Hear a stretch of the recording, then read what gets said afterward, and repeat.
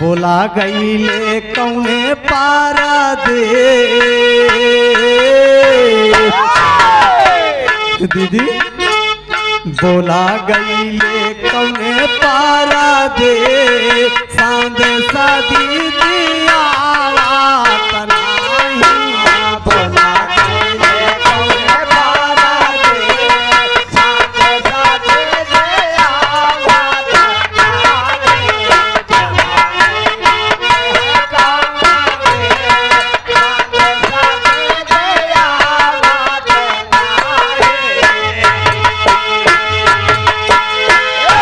अच्छा बाबूजी, आप परम सम्मानीय परम श्रद्धेय माननीय श्री आप राधे श्याम गौतम ग्राम शिशई के पवित्र पावन धरती से बड़ा सुंदर प्यार भरा पुष्पहार और साथ में